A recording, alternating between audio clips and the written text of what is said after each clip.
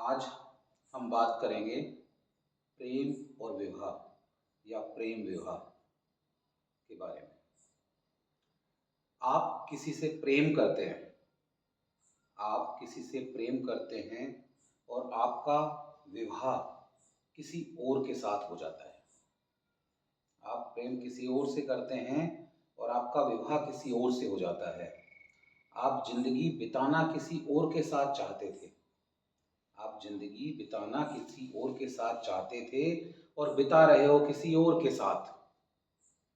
किसी और का ख्याल, किसी और का ख्याल अपने मन में लेकर किसी और को स्पर्श कर रहे हो, किसी और का ख्याल अपने मन में लेकर किसी और को स्पर्श कर रहे हो।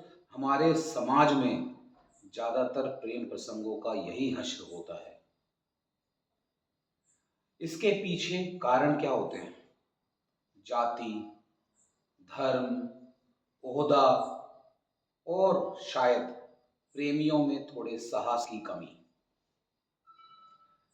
ऐसे में आपको अमृता, साहिर और इमरोज की कहानी सुनने को मिलती है। बताऊंगा मैं इनकी कहानी थोड़ी थोड़ी। ऐसे में आपको अमृता, साहिर और इमरोज की कहानी सुनने को मिलती है और आपको वो अजूबे लगते हैं, क्योंकि वो आपके द्वारा निर्मित समाज के ताने बाने में और खांचे में फिट ही नहीं बैठते। ऐसी ना जाने कितनी ही अमृता होंगी जो अपने पति को, अपने पार्टनर को अपने पहले प्यार के बारे में बताना चाहती होंगी, लेकिन उनका पति या उनका पार्टनर इमरोज जैसा नहीं है। वो खुद भले ही बाहर कितने ही संबंध, अवैध संबंध बनाए हुए हैं, लेकिन उसे ये मंजूर नहीं होगा कि उसकी प्रेमिका या उसकी पत्नी किसी गैर मर्द का ख्याल भी अपने मन में लाए। यहाँ ईमानदारी से रिश्ता स्वीकार करना सबसे बड़ा पाप माना जाता है। फिर पीठ पीछे आप चाहे जो मर्जी हो करो। प्रेम बहुत जटिल मामला है। प्रेम को लेकर सबके अपने अपने अनुभव हैं। प्रेम कब, किससे और किस मोड़ पर होगा, ये हमारे नियंत्रण के बाहर की बात है। ये बस होता है और हो जाता है। ये बस होता है, प्रेम बस होता है और हो जाता है। इमरोज ने एक बार कहा था कि मुझे पता है कि अमृता साहिर से प्रेम करती है। इमरोज पति है अमृता के। इमरोज ने एक बार कहा था कि मुझे पता है कि अमृता साहिर से प्रेम करती है, लेकिन मुझे इससे कोई फर्क नहीं पड़ता, क्योंकि मैं तो प्यार करता हूं ना अमृता से। प्रेम कोई व्यापार थोड़ी है कि जिसमें आप जितना इन्वेस्ट कर रहे हो तो आपको रिटर्न में उतना ही या उससे कुछ ज़्यादा मिले। आप किसी से प्रेम करते हो तो उसका साथ, उसकी खुशी और उसकी रिस्पेक्ट आपके लिए सबसे जरूरी है। ये बात इमरोज समझ रहे थे। उन्होंने कहा भी था, इससे पहले कहानी बताऊंगा। इमरोज के पास एक स्कूटर था, वो अमृता को लेके कहीं जा रहे थे, तो अमृता उनके पीछे स्कूटर पर बैठी और इमरोज ने कहा था कि अमृता ने मेरी पीठ पे कुछ लिखा, लेकिन वो इमरोज नहीं लिखा था, वो साहिर लिखा था उसके ऊपर। मैंने उसको सांकेतिक भाषा में बोला है। इमरोज ने कहा भी था कि पीठ भले ही मेरी है, लेकिन मैं तो अमृता का हूं। तो उसकी अमृता की जो मर्जी हो वो लिखे इस पीठ पर, वो जो मर्जी वो लिख सकती है इस पीठ पर, क्योंकि मैं उसका हूं, मैं अमृता का हूं, पीठ भले ही मेरी हो। अब मैं समाज के ऊपर सवाल उठाता हूं, समाज की विवाह की व्यवस्था पर।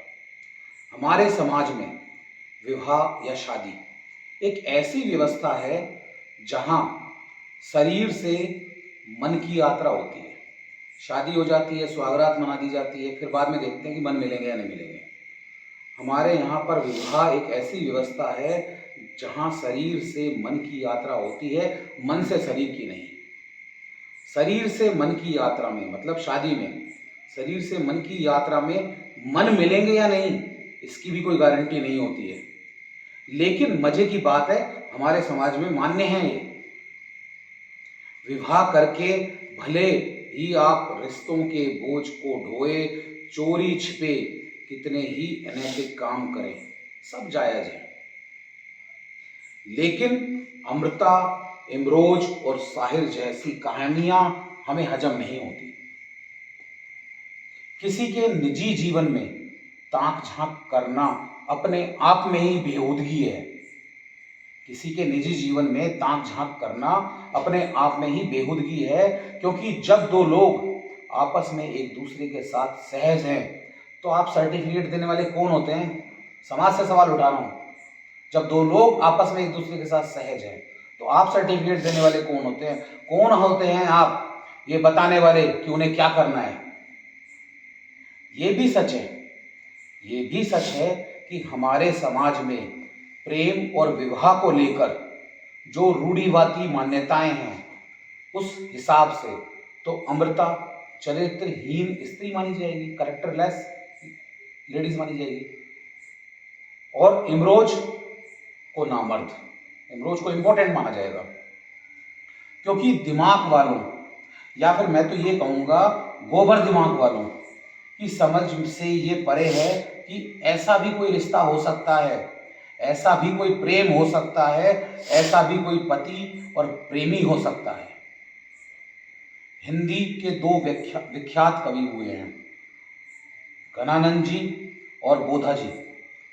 उन दोनों को दरबार में नाचने वाली वेश्याओं से प्रेम हुआ था और उनके प्रेम में कोई छिछोरापन नहीं था। उन्होंने अपनी कविताओं के माध्यम से अपनी प्रेमिकाओं को अमर कर दिया है। तो दोस्तों, मैं तो यही कहूँगा, प्रेम सीधे सीधे हृदय का मामला है, यहाँ बुद्धि वालों का कोई काम नहीं है। आखिरी में अकबर इलाहाबादी साहब ने जो कहा था उसे दोहराता हूँ, इश्क नाजुक मिजाज है बेहद, इश्क नाजुक मिजाज है बेहद, अक्ल का बोझ उठा नहीं सकता। धन्यवाद।